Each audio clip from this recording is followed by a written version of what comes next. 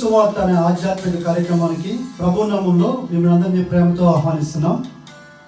Sister సుల్తాన్ నవీన్ గారు చెప్తున్న వాక్యము మీ అందరికీ దీవెనకరంగా ఆశీర్వాదకరంగా ఉందని మేము ప్రార్థిస్తున్నాం.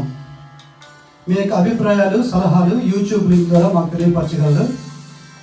మీలో ఎవరికైనా ప్రార్థన అవసరం ఉన్నట్లయితే స్క్రీన్పై కనిపిస్తున్న మొబైల్ నెంబర్కి మీరు ఫోన్ చేసినట్లయితే మీ కొరకు మేము ప్రార్థన చేస్తాం. ప్రభు మిమ్మల్ని దీవించుగాక.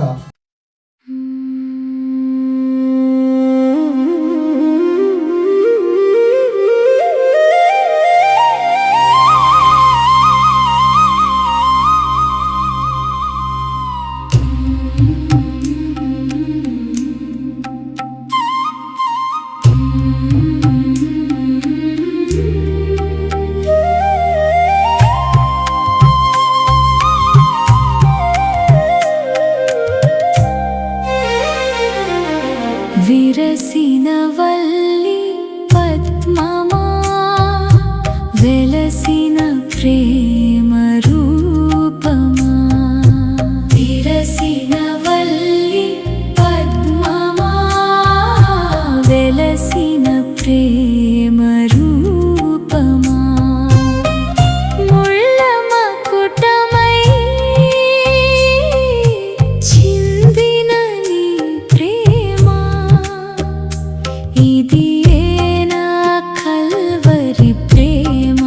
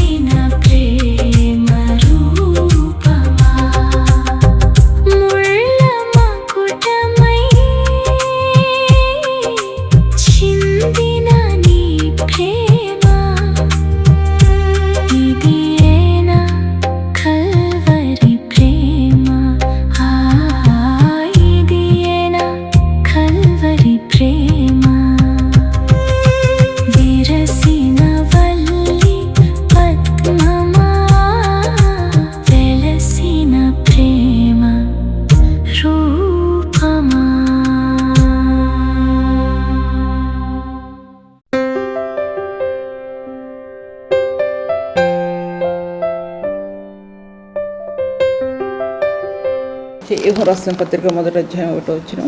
జీవవాక్యముల గురించి ఆది నుండి ఏది ఉండినో మేమేది వింటిమో కన్నులారు ఏది చూచితమో ఏది నిదానించకనుకుంటేమో మా చేతులు దేన్ని తాకి చూచినాం. ఈ విషయం గురించి మనం ధ్యానిస్తూ వచ్చాం. గతించిన 2 క్లాసెస్ నుంచి ధ్యానిస్తున్నాం. ఈ వాక్య భాగంలో ఆది నుండి వాక్యం అనేదానికి ఆ విషయాన్ని మీతో మాట్లాడుతున్నాను. అది జీవవాక్యం అని చెప్పడుతూ వచ్చింది. జీవవాక్యం అని యోహాను సువార్త 1వ అధ్యాయంలో ఆదిలో వాక్యం ఉందని, అది దేవుని యొద్ద ఉన్నదని చెప్పబడింది. వాక్యం అనేది ఈ భూమి మీద తిరుగులాడింది. అది గతించిన చెప్పిన వాక్యానికి ఇది కనెక్టివిటీ. 1-2 మాటలు గతించినవి వచ్చినా సరే దయచేసి కొంచెం భరించండి. ఎందుకంటే ఈ వాక్యాన్ని ధ్యానించేటప్పుడు ఎన్నో సత్యాలు వెలుగులోనికి వస్తాయి. వెలుగు వాక్యం రెండు కనెక్ట్ చేయబడింది. వెలుగు వాక్యం కనెక్ట్ చేయబడిందంటే వాక్యం దేవుడే ఉన్నాడు అని రాయబడింది. వాక్యం దేవుడే ఉన్నాడు, దేవుని యొద్ద నుండి వచ్చింది వాక్యం అనేది బైబిల్ గ్రంథం చెప్తా ఉంది. బైబిల్ గ్రంథం చెప్పడం మాత్రమే కాదు, మన హృదయం కూడా చెప్తుంది. మన హృదయాంతరంగం, ప్రభుని ఎరిగిన మన హృదయాంతరంగం చెప్పబడుతూ వచ్చింది. గతించిన 2 క్లాసెస్లో ప్రభు నాతో మాట్లాడిన విషయాలు మీతోనే పంచుకుంటూ వచ్చాను. మరలా ఈ వాక్యాన్ని దేవుడు నాకు వివరించి చెప్పినటువంటి విషయాల్ని మీ మధ్యలో చెప్పడానికి ఆశపడుతున్నాను. నేను ఎంతవరకు చెప్తానో అంతవరకు చెప్పగలను. క్లాస్ 40 మినిట్స్ కంటే 30 మినిట్స్ కంటే ఎక్కువ ఉండదు. తర్వాత ఆ జీవం అనేది వాక్యం భూమి అంతా తిరుగులాడింది అని చెప్పాను. భూమి అంతా తిరుగులాడింది, గోళాల్లో తిరుగులాడింది, ఈ భూమిలో తిరుగులాడింది, తర్వాత యూనివర్స్లో తిరుగులాడింది, తర్వాత సోలార్ సిస్టమ్స్లో తిరుగులాడింది, శూన్యమైన స్థాయిలో తిరుగులాడింది, సోలార్లో ఉన్నటువంటి ఆ యొక్క జ్ఞానాన్ని వివరించింది, తర్వాత యూనివర్స్లో ఉన్నటువంటి అంతరిక్షంలో జ్ఞానాన్ని వివరించింది. ఆ జ్ఞానాన్ని తెలియపరిచింది దేవుని వాక్యం. అది సజీవమైన వాక్యం, తిరుగులాడింది. ఒక ప్రపంచం మాత్రమే కాక గోళాలన్నింటినీ కూడా కట్టింది. ఉన్నతమైన స్థాయిలో మానవుడు క్రీస్తు యొక్క దేవుని యొక్క జ్ఞానంలో ఎదిగినట్లు ఆ జ్ఞానం ఆత్మలో గమనించబడింది. జ్ఞానం అది పాత నిబంధనలో ఆ జ్ఞానం ఎలా ప్రబలిందో నూతన నిబంధనలో క్రీస్తు రక్తం ద్వారా ప్రబలింది జ్ఞానం. పాత నిబంధనలో ప్రబలినటువంటి జ్ఞానం తర్వాత ఆదిమకాల ప్రవక్తల తర్వాత మోషే ద్వారా జ్ఞానం ప్రబలింది. సినాయి కొండ మీద ప్రకాశించిన దేవుడు ఎర్ర సముద్రం మార్గం గుండా ప్రకాశించి వారికి మార్గం తెరిచి పోయిన వాక్య భాగాల్లో కొన్ని పాయింట్స్ చెప్పాను నేను. అది ఎంతవరకు కనెక్ట్ చేయగలనో తెలియదు నాకు. అటువంటి జ్ఞానాత్మ మోషే హృదయంలోకి అనుగ్రహించినప్పుడు, మోషే తన చేతులన్నీ యెహోషువ మీద పెట్టినప్పుడు యెహోషువ జ్ఞానాత్మ పూర్ణుడు ఆయన అని రాయబడి ఉంది. తర్వాత మోషేని గురించి ప్రభు సెలవిస్తూ, ఇతడు మిక్కిలి సాత్వికుడు, భూమి మీద ఉన్న జనులందరికంటే మిక్కిలి సాత్వికుడు, అతన్ని గురించి మాట్లాడటకు మీరు ఎందుకు భయపడలేదు. అది సంఖ్యాకాండం అనుకుంటా, సంఖ్యాకాండ 13వ అధ్యాయంలో లేకపోతే సంఖ్యాకాండ 13వ అధ్యాయంలో 1-2 వచనాల్లో రాయబడి ఉంది. అహరోనికి మిరియామ్కి చెప్తూ కూడా మీరు ఎందుకు భయపడలేదు అన్నాడు. దాంట్లో మనం అనుకుంటాం చాలాసార్లు దేవుని బిడ్డల్ని చిన్నచూపు చూడటం కానీ, అవమానపరచడం కానీ, యథార్థంగా జీవించే వారి మీద రాళ్ళేసి కొట్టడం కానీ అది దేవుని దృష్టికి అంగీకారం కాదు. ఎట్టి పరిస్థితులు కూడా అంగీకారం కాదు. చెప్పాలంటే దేవుని వాక్య భాగాల్లో చూసినట్లయితే కనుక ఈ జ్ఞానం అనేది నిర్గమకాండం నుంచి అతిగా ప్రబలినట్టు చూడగలం. నోహ కాలంలో జలప్రళయం వచ్చిన తర్వాత అప్పుడు దేశాలు ఎన్ని దేశాలు కట్టబడ్డాయో, ప్రపంచం అన్ని పిలువబడ్డా మనకు తెలియదు. కానీ అందులో ఉన్నటువంటి ఆ నీళ్ళల్లో, ఆ భూమిలో దాచిపెట్టబడి ఉన్న ఎక్విప్మెంట్ ఎన్నో ఉన్నాయి. అంత ముందు సార్ చెప్పాను, నాకు జ్ఞాపకం రావట్లేదు నాకు. దాంట్లో అటువంటివి ప్లాటినం కానీ గోల్డ్ అని రాయబడలేదు, కానీ ప్లాటినం అని రాయబడింది. దాంతో తయారు చేయబడిన వస్తువులు కానీ, తర్వాత విమానాలు, చిన్న విమానాలు, అంటే సింగిల్గా విమానాలు ప్రపంచంలో దేశాలు ఎగరడానికి కాదేమో కానీ నాకు తెలియదు. కానీ అవి కూడా భూమిలో ఇరుక్కుపోయినట్టు మనం చూడగలం. ఎన్నో ఎక్విప్మెంట్ మానవుడు ఆ సమయంలో తయారు చేసినటువంటి ఆ జ్ఞానంతో తయారు చేసినటువంటిది. తర్వాత జ్ఞానం అతిగా అభివృద్ధి పొందుతూ వచ్చింది. సినాయి కొండ మీద మోషేతో దేవుడు మాట్లాడుతుంటున్నప్పుడు జ్ఞానం ప్రబలినట్టు చూడగలం. ఎర్ర సముద్ర మార్గం గుండా వారు నడుస్తూ వెళ్ళినప్పుడు దానికి ముందు ఐగుప్తు దేశంలో అద్భుతాలు జరిగినప్పుడు జ్ఞానం విస్తరించినట్టు చూడగలం. అలాగా అది ఎర్ర సముద్ర మార్గం గుండా వారు నడుస్తుంటున్నప్పుడు ఎర్ర సముద్రం యొక్క మార్గం సీనాయి కొండ మార్గం, ఎర్ర సముద్రం యొక్క మార్గం లోతైనటువంటి శిలువ మార్గం అది పునరుత్థాన మహిమను వెల్లడిపరిచినటువంటి మార్గం. దానికి ముందు వారు బలి పశువును ఆచరించినట్లు చూడగలం. అది రక్షణ మార్గం నుంచి వాళ్ళు భూలోకంలో అంటే ఎర్ర సముద్ర మార్గంలో వారు నడుస్తుంటున్నప్పుడు లోతైనటువంటి శిలువ యొక్క మార్గంలో వారు నడిచినప్పుడు పునరుత్థానం యొక్క మహిమను వారు చూచినట్లు చూడగలం. నీళ్లు ఎండిపోవటం చూడగలం. అందులో ప్రశస్తమైన వారికి లభించినట్లు కూడా మనకు చూడగలం. తర్వాత వారు మందిరాన్ని కట్టినప్పుడు ఆ మందిరానికి కావాల్సిన స్టోన్స్ కూడా వాళ్ళకి లభించినట్లు చూడగలం. వారి దగ్గర ఉన్నట్లు కూడా మనం గ్రహించుకోగలం. వాళ్ళు ఎంతో విలువైన రాళ్ళని తెచ్చినట్లు, అందులో పెద్దలు పచ్చలు తెచ్చినట్లు మనం చూడగలం. అటువంటివి దాంట్లో లభించాయి. అందులో శ్రేష్టత లభించింది. జ్ఞానం ఒక పక్క లభించింది. వారికి కావాల్సినటువంటి ఎన్నో విలువైనవి లభించాయి. తర్వాత అద్భుతాల్లో దేవుని జ్ఞానం వారికి లభించింది. ఎర్ర సముద్ర మార్గంలో క్రీస్తు పునరుత్థానం యొక్క మహిమ వారు చూడకపోయినప్పటికీ కూడా పునరుత్థానం యొక్క శక్తికి సమరూపంగా చూపించబడిన స్థానాలు అందులో దాచిపెట్టబడి అక్కడి నుంచి వాళ్ళు మోషేని పిలిచినప్పుడు సీనాయి కొండ మీదకి మోషే ఎక్కినప్పుడు ఆ మార్గం చాలా ఉన్నతమైన, అక్కడ జ్ఞానం విస్తరించినట్లు చూడగలం. ప్రపంచ దేశాలకు కూడా యెహోవా దేవుడు ఎవరని చెప్పబడిన స్థానాలు అవి. ప్రపంచ దేశాలకు యెహోవా దేవుడు ఎవరు అని చెప్పినట్టు స్థానాలు అవి. ఆ స్థానాల గుండా జ్ఞానం ప్రబలినట్టు చూడగలం. ప్రపంచంలో విస్తరించినట్లు చూడగలం. అప్పుడు ప్రపంచ దేశాలు కట్టబడకపోయినప్పటికీ కూడా ఒకే ఖండంగా అంటే ఒకే కాంటినెంట్గా ఉన్నప్పుడు మీ ముస్లిం కంట్రీస్ కానీ అరబ్ కంట్రీస్ కానీ దగ్గర ఉన్నటువంటి ఎన్నో దేశాలు ఇప్పుడు ఉన్నటువంటి కువైట్, బహ్రెయిన్, తర్వాత అబుదాబి, ఎన్నో అనేక సిరియా, తర్వాత ఎన్నో చిన్న దేశాలన్నీ కూడా అప్పుడు సపరేట్గా ఉన్నటువంటి ఖండంగా ఉన్నట్టు మనం చూడగలం. తర్వాత సపరేట్ అయిపోయాయి మనకు తెలిసిన విషయం కూడా.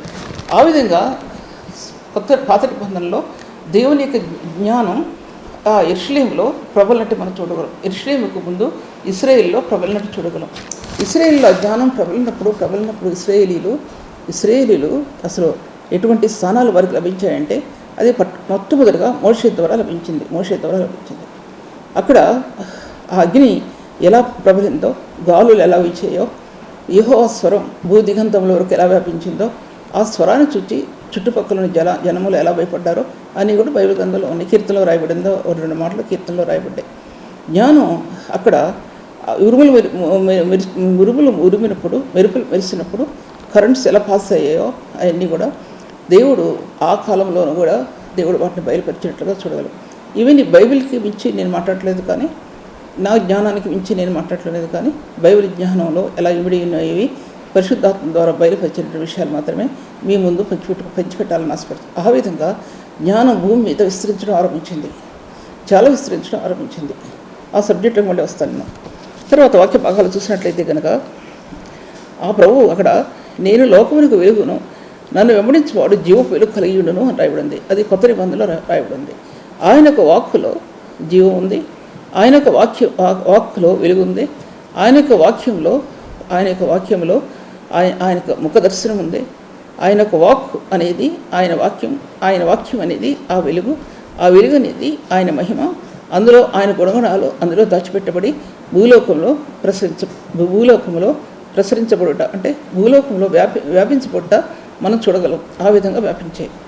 భూమి పుట్టిన తర్వాత లేక భూమిని నీళ్ళ నుంచి తీసిన తర్వాత ఎన్నో సత్యాలు భూమి మీద చూపించబడినట్లుగా చూడగలం. అది దేవుని యొక్క చిత్త ప్రకారంగా దేవుడు తన కార్యాలు జరిగినట్లుగా మనం చూడగలం. దేవుని వాక్య భాగాలు చూసినట్లయితే కనుక ఇంకా వాక్య భాగాల్లో భూమిలో ఒక చలనం కలిగింది, విపరీతమైన చలం. జీవించేటటువంటి ఆత్మ మానవులు ఎలా కలిగిందో దానికి ముందు భూమిలో చలనం కలిగింది. నిర్జీవమైన భూమిలో చలనం అంటే దాంట్లో కరెంట్స్ పాస్ అని ఎన్నోసార్లు చెప్పాను అనే మాట కంటే కూడా దానిలో చలనం అంటే దానిలో జీవం కలిగింది. దేవుని మాట ప్రకారం భూమిలో జలచరాలు ప్రారంభమయ్యాయి, జీవించాయి. నీటి బయట చెట్లు చిగురించాయి, ఫలాలు ఫలించాయి. తర్వాత అలాగా ఆకాశ మండలాల్లో లైట్లు వెలిగాయి, సూర్యచంద్రుడు వెలిగాయి, నక్షత్రాలు వెలిగాయి. తర్వాత ఆయన యొక్క ఆయనకి విభాగాలు భూలోకం నుంచి పరలోకం కింద వరకు, అంటే ఆ విభాగాల వరకు, సోలార్ సిస్టమ్స్ నుంచి ఈ విధంగా ఆ ఒక్కొక్కటి కూడా ఒక్కొక్కటి కట్టబడుతూ వచ్చింది ఆ జ్ఞానం. ఈ జ్ఞానం చెబుతూ దావీదు పగటికి పగలు బోధ చేస్తున్నది, రాత్రికి రాత్రి జ్ఞానం తెలుపుతూ ఉంది. ఈ జ్ఞానాన్ని గ్రహించుకోవడానికి దేవుడు ఆ దినాల్లో పరిశుద్ధులకు ద్వారం తెచ్చాడు ఆయన, పరిశుద్ధులకు మార్గం తెచ్చాడు ఆయన. ఆ దినాల్లో జ్ఞానం అంత విస్తృతంగా వ్యాపించకపోయినా సరే నెమ్మదిగా దేవుని యొక్క జ్ఞానం మానవ జ్ఞానంతో ఏకమై ఈ సత్యాలన్నీ కూడా బయలుపరచబడుతూ వచ్చాయి. దయచేసి వాక్యం అంగీకరించడానికి కొంచెం మనసు పెట్టడానికి ప్రయత్నించండి. నేను ఎందుకు చెప్తున్నాను అనేది దాని తర్వాత కానీ మీకు అర్థమవుతుంది. తర్వాత ఎక్కడ చూసినా సరే జలాల్లో జీవం ఉంది, నీళ్ళల్లో జీవం ఉంది, నీళ్ళల్లో కరెంట్స్ ఉన్నాయి, భూమి మీద కరెంట్స్ ఉన్నాయి, తర్వాత గ్రావిటేషనల్ ఫోర్సెస్ ఉన్నాయి. ఆ భూమి నుంచి పైకి వెళ్ళే వరకు ఆ ఫోర్సెస్ చాలా ఎక్కువ అవడం గమనించగలిగాం. కింద చూస్తే గ్రావిటేషన్ ఫోర్సెస్ ఒక రీతిగా ఉన్నాయి, ఆకాశ దిగంతాలకు వెళ్ళినప్పుడు ఆ ఫోర్సెస్ చాలా అధికమైనట్లుగా మనం చూడగలం. అదొక లోకంగా సోలార్ సిస్టమ్స్ అని కూడా ఒక లోకం. దాంట్లో ఎంత మానవుడు గ్రహించుకునేది బహు తక్కువ అంటే నేను బహు తక్కువ అని చెప్పడం కాదు. ఆయన యొక్క సృష్టి జ్ఞానాన్ని, ఆయన సృష్టి యొక్క కార్యాన్ని ఒక మానవుడు యుగాలు అంతరించినా సరే కనుగొనలేకపోతున్నాం అంటే అసలు ఊహలకు అందదు. ఇప్పుడు రీసెంట్గా మనం ఎన్నో వింటున్నాం, భూమికి ఇంత ప్రపంచం ఉంది, మరొక ప్రపంచం ఉంది, లేకపోతే ఒక నక్షత్రం ఉంది, దాంట్లో ఒక లోకం ఉంది, భూమిలాగా ఉంది. ఇవి ఎంతవరకు నిజమో నాకేం తెలియదు, కానీ మనం చాలా వింటున్నాం. వింటున్నాం ఎన్నో గోళాలు ఉన్నాయి, 9 గోళాలు. దాంట్లో భూమి కూడా దాంట్లో ఒక గోళమే. కానీ ఎన్నో గోళాలు ఎన్నో దాచిపెట్టబడి ఉన్నాయి అని రాయబడినప్పుడు దేవుడు ఒక భూమిని మాత్రమే కాకుండా గోళాలని, ఆకాశ మండలాల్లో ఉన్నటువంటి గోళాలలో కూడా చాలా విలువైనటువంటి స్థానాలని, విలువైనటువంటి మెటల్స్ని దాంట్లో దేవుడు దాచిపెట్టి ఉంచాడు అనమాట.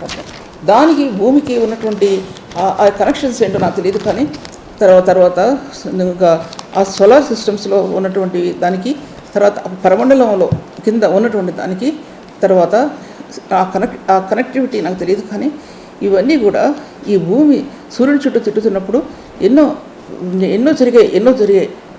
ఆ తిరగటంలో ఆ కరెంట్స్ విపరీతమైనటువంటి ఆ కరెంట్, మామూలు కరెంట్ కాదు, ఇప్పుడు మనం అనుభవించే కరెంట్స్ కాదు. అక్కడి నుంచి ఈ ప్రపంచానికి ఎన్ని ఉత్పన్నమయ్యాయో మనకు తెలియదు. మనకి జ్ఞానం ఉన్నప్పటికీ కూడా అది ఎక్స్ప్లెనేషన్ మనకి ఇవ్వడంలో కూడా చాలా కష్టంగా ఉంటుంది చెప్పడానికి. కరెక్టో కాదో అనేటువంటి సమస్యలు దేవుని బిడ్డలకు ఉంటాయి. అందుకోసం ముందుకి ప్రొలాంగ్ అవ్వలేక, వెనక్కి వెళ్ళలేక, ఈ యొక్క విషయాలని ఎక్స్ప్లెయిన్ చేయలేక హృదయం ఉంటుంది. కానీ పుస్తకాలు లభించే సత్యాలు కాదు ఇవి. ఏదైనా మనం పెద్దవి గ్రంథాలు చదివి గ్రహించే సత్యాలు కాదు. ఒక వ్యక్తి మానవ హృదయం దేవుని హృదయంతో ఏకమైనప్పుడు లభించేటువంటి జ్ఞానం మీ మధ్యలో చెప్తూ ఉంటున్నాను. అటువంటివి ఈ భూగోళం మాత్రమే కాకుండా ఎన్నో గ్రహాలలో కూడా ఎన్నో స్థానాలు లభించినట్లుగా మనం చూడగలం. వీటన్నిటికీ కారణం ఒకటే కారణం. ఈ ఎహెస్కేల్ చూసినట్లుగా ఒక వెలుగుమయమైనటువంటి, ఒక అగ్నిమయమైనటువంటి ఒక గోళం భూమికి దిగి వస్తున్నట్లుగా చూశాడు. దాంట్లో జీవులు ఉన్నాయి, దాంట్లో జీవులు ఉన్నాయి. అవి దానికి ఈ యొక్క గ్రహాలకి కనెక్టివిటీ ఏంటి? అసలు నా హృదయంలో వచ్చిన ఆలోచన, పరిశుద్ధమైన దేవుడు భూమి దిగి వస్తున్నప్పుడు ఆయన బైబిల్ వాక్యంలో దాన్ని రాయబడి ఉంది, ప్రపంచాలు దేవుని వాక్య నిర్మాణమైనవి, కలిగినదేది ఆయన లేకుండా కలవలేదని దీన్ని మనం గ్రహించుకొని రాయబడి ఉన్నప్పటికీ కూడా దాంట్లో ఉన్న పదార్థాలు మనం చూడని వాటి చేత నిర్మించబడ్డాయి అని రాయబడి ఉంది. మనం ఏది కూడా భూమి మీద చూస్తుంది ఏది కూడా మనం చూసింది కాదు, మన పూర్వీకులు చూసింది కాదు, ఏది కూడా కాదు. ఒక జీవానుకున్న శక్తిని బట్టి అని అంటారు కొంతమంది సైంటిస్టులు. జీవానుకున్న శక్తిని బట్టి భూమి నిర్మించబడింది, జీవానుకున్న శక్తి బట్టి మానవుడు నిర్మించబడ్డాడు. దానికి ఆధారాలు లేవు, ఏమాత్రం ఆధారాలు లేవు. ఒక బైబిల్ ఒకటి ఆధారంగా నా హృదయానికి అందినటువంటి సత్యాలు మధ్యలో మాట్లాడుతుంటున్నాను. దేవుని వాక్య విభాగాల్లో చూసినట్లయితే కనుక ఈ వెలుగుమయమైనటువంటి, అగ్నిమయమైనటువంటి గోళం ఎహెస్కేల్ చూసినటువంటిది, అది దర్శనమైనప్పటికీ కూడా అది నిజమైనటువంటిది. అంటే ఒక ప్రవక్తకి వివరించినటువంటిది ఏంటంటే, యేసుక్రీస్తు ప్రభు వారి లోకంలో రాకమునుపు ఈ సత్యాలన్నీ కూడా పూర్వకాలం ప్రవక్తలకి బయలుపరచబడ్డాయి. ఈ భూగోళం అంతా కూడా ప్రభు ఒక్క మాట చెప్తే చాలు జరుగుద్ది, ఇది కాదంటే ఆగిపోద్ది. అంతా ఆయన చేతుల్లో ఈ గోళాలు, భూమి అంతా కూడా ఒక ఏమంటారు దాన్ని, గ్లోబ్లా తిరుగుతూ ఉంది. ఎందుకంటే మానవుడు దేవుడిని తెలుసుకోవాలి అనేది ఆయన ప్రణాళిక. ఆదిమ కాలంలోనే ప్రభు ఆయన ఆ గుణగణాలు వెలుగులో ప్రసరింపజేసి, అంటే ఆ గుణగణాలని దానిలో వ్యక్తపరిచి ఈ భూలోకంలోనికి ప్రభు ఆయన నుండి శిలువ యొక్క శక్తిని, శిలువ యొక్క మార్గాన్ని అదొక మర్మంగా ప్రభు అనాది కాలంలోనే ఆయన నియమించి ఉన్నాడని సత్యం మీ మధ్యలో పెడుతుంటున్నాను. కానీ భూమిలో చలనం కలిగింది, అంత నిర్జీవమైనటువంటిది భూమిలో చలనం, జీవం కలిగింది అన్నమాట అని అర్థం. తర్వాత అందులో అదృశ్యమైన దేవుని యొక్క మహిమా స్వరూపము, అదృశ్యమైనటువంటి దేవుని యొక్క మహిమా స్వరూపంతో ఈ భూలోకం నింపబడటం మనం చూడగలుగుతున్నాం. దానికి మధ్యవర్తిగా యేసుక్రీస్తు ప్రభు వారు ఈ లోకానికి వచ్చాడు. ఆయన ఈ లోకానికి వచ్చాడు. ఆదిమకాల ప్రవక్తలు ఏమి సెలవిస్తున్నారో చెప్తుంటున్నారో, 2000 సంవత్సరాల నుంచి ప్రభుని గురించి చెప్తున్నారు. ఆ ప్రభు ఈ లోకంలో రావడం జరిగింది, చనిపోవడం జరిగింది, పునరుద్ధానుడే తిరిగి లేవడం జరిగింది, తిరిగి రారాజుగా వస్తుంటున్నాడు. క్రీస్తు యొక్క రక్తం బట్టి తప్ప ఒక హృదయం పరిశుద్ధపరచబడటం అనేది సాధ్యం కాదు. ఎంత పరిశుద్ధులు అనుకున్నా సరే క్రీస్తు లేకుండా, హృదయం లేకుండా హృదయం పరిశుద్ధపరచబడదు, ఏమాత్రం కూడా పరిశుద్ధపరచబడదు అనే విషయాన్ని మీ మధ్యలో మాట్లాడుతుంటున్నాను. దేవుని వాక్య విభాగాలు చూసినట్లయితే కనుక ఆ ప్రేమ అటువంటిది.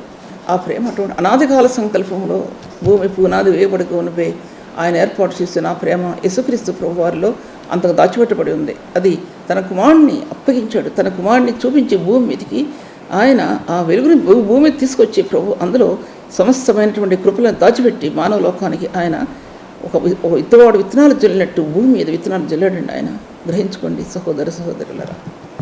జ్ఞానంలో వెలిశాడు, ప్రకృతిలో వెలవటం కాదు, జ్ఞానంలో ప్రకాశించాడు. ఆయన ఉంచాడు. ఈ లోక సంబంధమైనటువంటి అనేకమైన వాటిలో ఆయన మహిమ ప్రకాశించింది, ఏ వస్తువుని చూసినా ప్రకాశించింది. రోమిల రాసిన పత్రిక 1వ అధ్యాయంలో ఆయన నుండి ఒక వాక్యభాగం ఉందండి, అనందో చదివాను కానీ మళ్ళీ చదువుతున్నాను దీన్ని.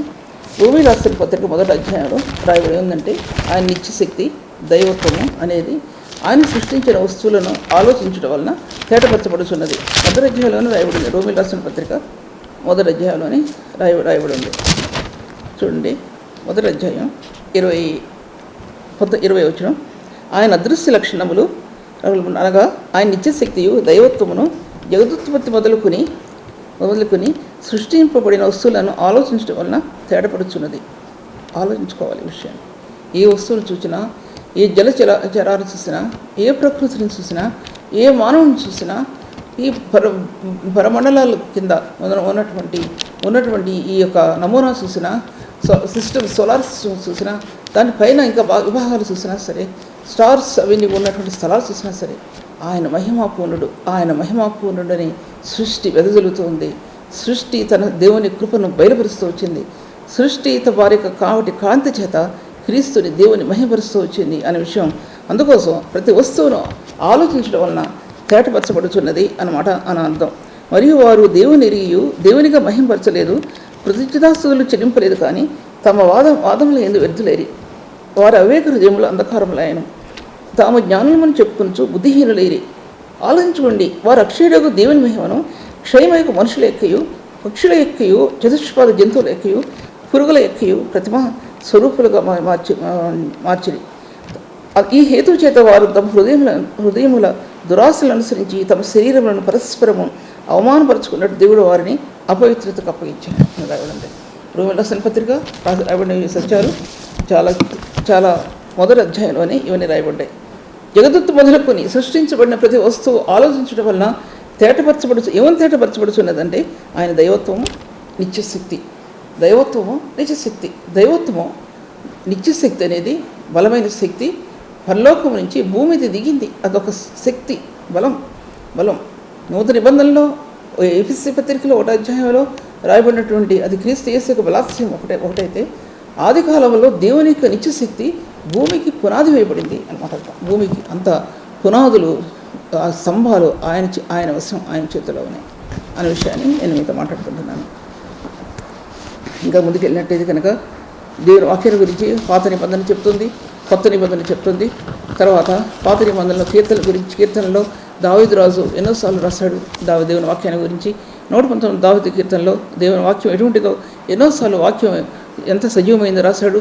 తర్వాత అది కొత్త నిబంధనలు కూడా రాయబడి ఉంది. సజీవమైనది, బలము గలదై హెబ్రీ పత్రిక అనుకుంటా రాయబడి ఉంది. అలాగే ఈ ప్రపంచాలు దేవుని వాక్యం వలన నిర్మాణం అవడంలో ఆది కాలం నుంచి కూడా కట్టబడుతూ వచ్చింది ప్రపంచాలు అన్నమాట అర్థం చూసినట్టయితే కనుక. ఆదికాల ప్రపంచాలంటే 1-2 ప్రపంచాలు. మొట్టమొదటిగా సృష్టికి పూర్వం అంటే ఆ దేవుడు మొట్టమొదటి నిర్మించిన ప్రపంచం, తర్వాత ఆయన సృష్టిలో నిర్మించిన రెండో ప్రపంచం, తర్వాత మూడవదిగా నోహ్ కాలంలో నోహ్ కాపాడబడిన తర్వాత షిప్లో అప్పుడు ఒక నూతన ప్రపంచం, పాత ప్రపంచంలోనే ఒక నూతన ప్రపంచం ప్రకాశించినట్లు మనం చూడగలం. నోహ్ గురించి ఎన్నో విషయాలు మాట్లాడటం జరిగింది.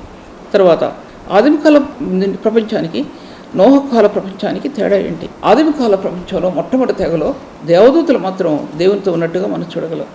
వారు పాపం చేశారు అనేది ఆ విషయాలన్నీ బైబిల్ గ్రంథంలో రాయబడలేదు కానీ చరిత్రలో రాయబడి ఉంది.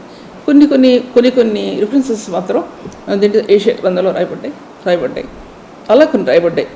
బైబిల్ ఎంతో ధ్యానం చేసి చదవాలి తప్ప అప్పుడు అర్థం అవుతుంది. కానీ అప్పుడు ఆ సబ్జెక్టులోనికి ఇప్పుడు వెళ్ళిన అనేకులకు అర్థం కాకపోవచ్చు అనే విషయం మీతో మాట్లాడుతుంటున్నాను. తర్వాత రెండో ప్రపంచం ఒకటి కూలిపోయింది, రెండోది సృష్టించబడింది, మూడోది నోహకాల ప్రపంచం. అది ఎటువంటి ప్రపంచం అండి? నిర్జీవమైన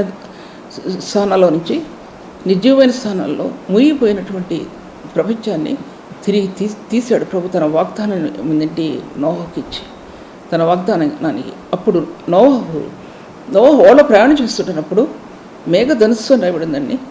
మేఘధనుస్సు ఆ నోహని చుట్టుకుంది.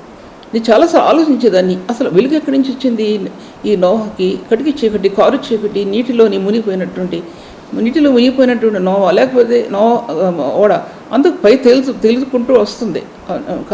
అది కాదని చెప్పేది. ఆ చీకటిలో వెలుగు ఎక్కడి నుంచి వచ్చింది నోహకి అని వాక్యం ధ్యానిస్తున్న సమయంలో నోహని చుట్టుకున్నటువంటి, ఓడని చుట్టుకున్నటువంటి, లేక ఎదురు నిలిచినటువంటి ఈ మేఘధనస్సు గురించి కూడా నేను మీద మాట్లాడినట్టు చాలా జ్ఞాపకం. అది ప్రకటన గ్రంథంలో 5వ అధ్యాయంలోనూ 4వ అధ్యాయం రాయబడింది. మరకతం వలె ప్రకాశించు మేఘధనస్సు ఆయన సింహాసనాన్ని ఆవరించుడెను. మేఘధనస్సు అనేది అది 2 కలర్స్తో రాయబడి ఉందండి. ఒకటి నాకు జ్ఞాపకం లేదు కానీ ఈ మధ్య నేను చదివలేదు. దాంట్లో ఒకటి మాత్రం గ్రీన్ కలర్ అంటే పచ్చతో చేయబడిందండి. ఒకటి ఇంకో కలర్ కూడా రాయబడి 2 కలర్స్ రాయబడ్డాయి. చదవండి బైబిల్ గ్రంథంలో. మరకతం వలె ప్రకాశించు ధనస్సు అతి నీతికి న్యాయానికి గుర్తు.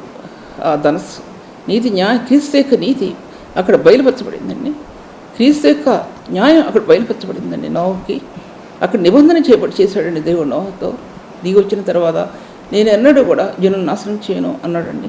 ఆ నిబంధన రహస్యం అందులో దాచబడి ఎందుకు కుసుమా? యేసుక్రీస్తు ప్రభు యొక్క రక్తపు నిబంధన ప్రభు మనకి చేశాడంటే ఆ రక్తంలో ఉన్నటువంటి ఎన్నో మార్గాలు ఆత్మిక ఆయన బయలుపరిచినట్టు మనం చూడగలం. ఒక వ్యక్తి రక్షణ మార్గంలో ప్రకాశించిన ఆయన నిబంధన రక్తం ఎన్నో సత్యాల్లోనికి ఆత్మని విడదీసుకుంటూ వెళ్ళిందని గమనించుకోగలం. రక్షణ యొక్క కార్యం అంత అమూల్యమైందే ప్రభు మన ఆత్మలకు ఇచ్చాడనే విషయాన్ని నేను మీతో మాట్లాడుతుంటున్నాను. అందుకోసం దేవుని వాక్య భాగాలు చూసినట్లయితే కనుక ఆయన దృశ్యమైనది కనబడే పదార్థాల చేత నిర్మించబడలేదు. పూర్వకాలం మనుషులు చూసింది ఇప్పుడు మనకు అలవాటైపోయింది. కానీ అప్పుడు వాళ్ళు చూసింది ఏది కూడా అది దేవుని చేత ఏర్పాటు చేయబడింది. కానీ చూడండి, ఆకాశం నుండి దిగి వచ్చినటువంటి వెలుగు కానీ, ఆకాశంలో నుండి ప్రకాశించినటువంటి ఆ యొక్క వెలుగులో వాక్యం కానీ అది ఈ భూలోక సంబంధమైనటువంటిది కాదు అన్నమాట. అగ్ని కానీ నీరు కానీ నోహ కాలంలో కుమ్మరించబడిన నీరు కానీ అది లోక సంబంధమైనటువంటిది కాదు.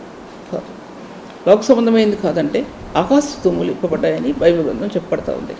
ఇవన్నీ కూడా ఆదిమ కాలం నుంచి కూడా భూలోకంలో నింపబడినటువంటి సత్యాలు అవన్నీ కూడా నూతనమైన విలువైన మన జీవితాలకు అన్వయించుకొని ఆలోచించదగినటువంటి విషయాలు అందులో దాచిపెట్టబడేవి అనే విషయాన్ని నేను మీతో మాట్లాడుతున్నాను. అందుకోసం ఈ భూగోళం ముందు కూడా ఇవన్నీ కూడా అదృశ్య లక్షణములు అన్నాడండి. ఆయన అదృశ్య లక్షణాలు, ఆయన చూడనటువంటి లక్షణాలు ఈ భూమిలో దాచిపెట్టబడ్డాయి ఉన్నాయి. ఆయన శక్తిని ధ్యానించడం వలన, ఆయన యొక్క మహిమను ధ్యానించడం వలన అదృశ్యమైన ఆయన స్వరూపం యొక్క లక్షణాలు ఈ భూగోళంలో కేంద్రీకరించబడి ఉన్నాయి అనే విషయాన్ని నేను మీతో మాట్లాడుతుంటున్నాను. జీవముల దేవుని వాక్యం అంత శక్తివంతమైన దేవుని వాక్యాన్ని దేవుడు మన హృదయాల్లో ఉంచాడనే సత్యాన్ని నేను మీతో మాట్లాడుతుంటున్నాను. ఆ వాక్యంలో దేవుని స్వరం, దేవుని యొక్క స్వరం, గర్జించే స్వరం, మొట్టమొదటి పలుకు అని రాసి చెప్పాను. మొట్టమొదటి పలుకు, మొదటి స్వరంలో మొదటి పలుకు మొదటి స్వరములో ఆ స్వరములో వెలుగుమయం అని చెప్పారు విజ్ఞానం. వెలుగుమయం, మహిమాయుక్తమైనటువంటి ఆ వెలుగుమయం, ప్రపంచాన్ని వెలిగించినటువంటి ఆ స్వరం, అందులో దేవుని మహిమ ప్రకాశించినట్లు పలుసార్లు నేను మీతో చెప్పాను. అందుకోసం నీ వాక్యం వెల్లడి అవుటతోడనే వెలుగు కలుగును, అది తెలివి లేని వారికి తెలివి కలిగించును. నీ వాక్యం వెల్లడి అవుటతోడనే వెలుగు కలుగును. అంతరింద్రియాలను వెలిగించిందండి వాక్యం. హృదయంలో నిలబడి ఉండి మానవ హృదయాన్ని పామరుల్ని జ్ఞానవంతులుగా చేసిందండి. జ్ఞానంలో లాంటి అదేంటి నక్షత్ర శాస్త్రజ్ఞులలో జ్ఞానం ప్రకాశించినట్లుగా చూడగలం. ఇది నక్షత్ర శాస్త్రులు పామరులా ఉండలేరు, పామరులు నక్షత్ర శాస్త్రులాగా ఉండలేరు.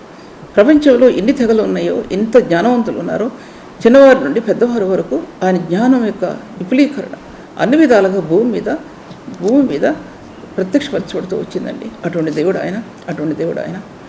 సంగమా, ఒక్కసారి ఆలోచించుకోవాలి.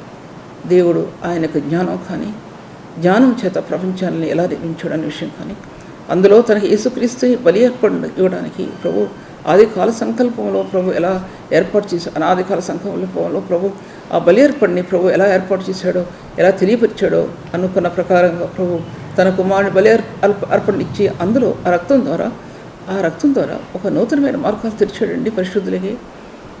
మన మీదకి దండెత్తి వచ్చే దుష్టశక్తులు ఎన్నో ఉంటాయి. కానీ మన అంతరంగంలో ప్రభువుతో పెనవేయబడిన హృదయం, ప్రభువుని ప్రేమించిన హృదయానికి తప్పితే మరెవరికి కూడా తెలియదు అనే విషయాన్ని నేను మీతో మాట్లాడుకుంటున్నాను. ఈ వాక్యం అనే దీనిలో ఎన్నో ప్రవచనాత్మకమైన సత్యాలు ఇందులో దాచిపెట్టబడి ఉన్నాయి. ఈ వాక్యంలో ఎన్నో ప్రవచనాత్మకమైన సత్యాలు ఈ వాక్యంలో దాచిపెట్టబడి ఉన్నాయి. ఆదికాలం నుంచి కూడా ఈ ప్రవచించే ప్రవచనాత్మకమైన ఆ సత్యాలు ఈ యొక్క వాక్యంలో. అంతేకాకుండా ఇది సర్వపరిపూర్ణమైనది వాక్యం అని చెప్పబడింది. సర్వపరిపూర్ణత అందులో నివసించవలనని ఆయన శిలువ రక్తం చేత సంధి చేసి, ఈ వాక్యం హృదయాన్ని తెలియటానికి క్రీస్తు యొక్క రక్తం నీ హృదయానికి సంధి చేయబడింది, సమాధానపరచబడింది. క్రీస్తుని ఎరుగునటువంటి నీవు ఈ వాక్యం అర్థం చేసుకోవడం సాధ్యపరచబడదు. వారు అక్షరములకి కానీ ఆత్మకు పరిచారకులు కాదు. ఈ రక్షణ కేంద్రీకరించబడింది. ఈ రక్షణ ఎలా కేంద్రీకరించబడిందంటే ఆ ఆత్మకి మధ్య ప్రదేశంలో, ప్రపంచం యొక్క భూగోళం యొక్క మధ్య ప్రదేశంలో, అది ఆ రేఖ అంటారు కదా, అందులో ఆ రీతిగా నీ హృదయంలో క్రీస్తు రక్తం ద్వారా ఆ మధ్య ప్రదేశాన్ని, అంతరంగాన్ని ప్రకాశించిన ఆ మహిమ యొక్క వెలుగు ఎన్నో సత్యాల్లోనికి, బైబిల్ గ్రంథాల్లోనికి, భూత భవిష్యత్తు వర్తమాన కాలంలో ఉన్నటువంటి సత్యాల్లోనికి నీ ఆత్మ వెళ్ళటానికి ఆ యొక్క మహిమ కలిగిన ఆ స్థానం క్రీస్తు ప్రభు యొక్క రక్తం ద్వారా నీ హృదయానికి పదిలపరిచిందండి. అది సత్యం. ఎందుకు చాలామంది రక్షణ సులభంగా ఎంచుతారంటే తెలియదు, వారికి తెలియదు, వాక్యం చెప్పడం తెలియదు, బోధించడం తెలియదు, ఏది తెలియదండి. కొంతమంది తెలిసి మాట్లాడతారు, తెలిసిన వాళ్ళ గురించి నేనేం మాట్లాడటం లేదు. ఏం చెప్తారు, ఎవరికి అర్థం కానటువంటి విషయాలు, సత్యాలు అవి. సజీవమైన జీవం కలిగిన దేవుని గ్రంథంలో అంత విలువైన సత్యాలు ఉంటాయి. జీవం కలిగిన మాటలు మాట్లాడి సంఘాన్ని బలహీనపరచడానికి ఎంత ధైర్యం ఉండాలి. దేవుని సన్నిధిలో కన్నీళ్లతో విత్తపడవలసిన వాక్యం దేనితో విత్తపడుతుంది? ప్రయాసపడి దేవుని సన్నిధిలో పంటను తీసుకురావాల్సినటువంటి నేటి సంఘ వ్యవస్థ ఎక్కడ నిలబడి ఉంది? ధనంలో నిలబడి ఉందా? వ్యామోహాల్లో నిలబడి ఉందా? లేదా ఇతర కార్యక్రమాల్లో నిలబడి ఉందా? పరిశుద్ధాత్మ ద్వారా స్పందించవలసిన హృదయాన్ని, పరిశుద్ధాత్మ యొక్క ఫలాన్ని, దేవుని మందిరాన్ని తీసుకురావాల్సిన బాధ్యత ఎవరిది? ఒకసారి ఆలోచించుకోవాలి. ఆత్మ యొక్క ఫలం పరిశుద్ధత అని చెప్పబడింది రోమీయులకు రాసిన పత్రిక 6వ అధ్యాయంలో. అది ఆత్మ ఫలాల్లో గలతీ రాసిన పత్రిక 5వ అధ్యాయంలో లేదు, కానీ రోమీయులకు రాసిన పత్రిక 6వ అధ్యాయంలో ఆఖరి భాగంలో రాయబడింది. ఫలం, ఆత్మఫలం, పరిశుద్ధిని కలిగిన జీవిత విధానం ఒక పరిశుద్ధ ఫలం. అందులో ఏవి ఎక్కడ నిలబడి లేవు. దాంట్లో ఈ లోక వ్యామోహాలు కానీ, పాపం యొక్క ఛాయలు కానీ అందులో నిలబడటానికి సాధ్యపరచబడదు. పరిశుద్ధుడిని ప్రేమించిన ప్రేమ అదొక్కడే నిలబడి ఉంటుంది. దాంట్లో ఆ ప్రేమ నీ కుటుంబ వ్యవస్థ కోసం నువ్వు వేదన పడతావు. దేవుని సన్నిధిలో నీ కుటుంబ వ్యవస్థ కోసం వేదన పడతావు. నువ్వు చేసే పరిచర్య అంతగా ఫలించాలని వేదన పడతావు. పరిచర్య ఊరికే ఫలించదండి, ఊరిక ఫలించదు. కొంతమంది పరిచర్య ఫలిస్తాయి, కానీ అది నాకు తెలియదు. కానీ ఆ విషయం నిజమైన పరిచర్య అతి త్వరితగతిలో ఫలించడానికి సాధ్యపరచబడదు. ఇది శిలువ మార్గంలో నుంచి రక్తపు స్థానాల నుంచి వచ్చిన పరిచర్య, క్రీస్తు మహిమను, పునరుత్థాన మహిమను బయలుపరిచి ఈ పరిచర్య కొందరికి మాత్రమే దేవుడిచ్చాడని కాదు, కొందరు మాత్రమే దాన్ని కొంతమంది గ్రహించగలిగారు, అందరూ గ్రహించలేకపోయారు. ఇది లోకమునకు సంఘమునకు విడ్డూరముగా ఇంతగా ఉండవచ్చు, కానీ ఆత్మలకు అది శ్రేయస్కరమని, ఆత్మలకు అది ఆశీర్వాదకరమైన విషయాన్ని మీ మధ్యలో నేను పెడుతుంటున్నాను. వాక్యమునందు పరిపూర్ణమైన విషయాలు దాచిపెట్టబడి ఉన్నాయి. ఆయన వాక్యములో ఎన్నో విషయాలు దాచిపెట్టబడి ఉన్నాయండి. ఆది కాండంలో ప్రకాశించిన వెలుగు ప్రకటన గ్రంథంలో ప్రకాశమైన వేకుచుక్కగా సంపూర్తించబడింది. ఈ వాక్యం అంత పరిపూర్ణత చెందిందండి. ఒకరోజు ఈ ప్రపంచం అంతా కూడా గ్రంథం చుట్టబడుతుంది, కాల్చివేయబడుతుంది. కానీ ఆ ప్రేమ మాత్రం, పరిశుద్ధుని ప్రేమ మాత్రం ఈ భూమి మీద నిలబడి ఉంటుందండి. అంత ప్రేమించాడు మానవుని అనే విషయం కూడా చూపించబడతా ఉంది, వాక్య భాగాల్లో చూపించబడతా ఉంది. తర్వాత ముందుకు వెళ్ళేది మరలా ముందు భాగాల్లో ఈ విషయాలు మీతో మాట్లాడతాను. ఎందుకంటే ఈ సమయంలో ఇంకా ముందుకు వెళ్ళడానికి సాధ్యపరచబడదు. యుగాల్లో మర్మంగా దాచిపడి ఉన్నటువంటి దేవునికి వాక్యం సర్వసంపూర్ణమైనదిగా దేవుని వాక్యం చెప్తా ఉంది. ఆ వాక్యాన్ని ఎంతవరకు గ్రహించుకోగలిగే విషయాన్ని దేవుడు మనతో మాట్లాడను కాక, ప్రతి ఒక్కొక్కరితో కూడా ప్రభు మాట్లాడను కాక, ప్రభు ఈ వాక్యాన్ని దీవించను కాక. తండ్రి వందనములు ప్రభు, ప్రకాశమానమైనటువంటి నీ దివ్య స్వరూపం చూసి నేను పరిశుద్ధులు ఒరటి చెందారు ప్రభు. నీ సర్వసత్యంలో ఆత్మ నడిపించబడుతూ ఉంటున్నప్పుడు ఎన్నో విషయాలు మర్చిపోయి ఉంటాను. ఈ లోకంలో నీ జీవం కలిగిన వాక్కు హృదయంలో నిర్మితమైనప్పుడు ప్రభు, ఆ జీవం కోసం ఆత్మ వేదన పడసాగింది ప్రభు. నీ పరిశుద్ధుడైన నీ ప్రేమను కనుగొన్న హృదయం నీకే అంకితమైంది ప్రభు. మరి దేనికి ఈ లోకంలో అంకితం కాలేకపోయింది ప్రభు. అంత పరిశుద్ధమైన దేవుడు, నువ్వు మా దేవుడు, సజీవుడు ప్రభు. ఉన్నతమైన స్థలాల్లో నివసించే ప్రభు, ఈ లోకంలోనికి ఏతించిన నీ యొక్క స్థానం చాలా బలమైనటువంటిది ప్రభు. అటువంటి దేవుడు, నువ్వు మా దేవుడు తండ్రి. దేవా, ఈ పరిచర్య ఆశ్రయించాలి, కొద్ది మందిలోనైనా ఈ పరిచర్యను ఆశ్రయించాలి ప్రభు. నీ సన్నిధిలో బ్రతిమలాడుకుంటూ ప్రభు నిన్ను వేడుకుంటున్నాను తండ్రి. ఘనమైన నీ మహిమకు అర్హమైందిగా ఈ పరిచర్యను దీవించమని యేసునామములో స్తుతించి వేడుకుంటున్నాను తండ్రి. ఆమేన్. ఇంతవరకు సిస్టర్ సుల్తాన్ నగరి గారి వాక్యాన్ని ఆత్మలో ఆనందించి దేవుని మేలు పొందాలని నమ్మి దేవుని స్తుతిస్తున్నాం. మీ యొక్క అభిప్రాయాలు కామెంట్స్ ద్వారా మాకు తెలియపరచండి. Please like, comment, share and subscribe. God bless you all.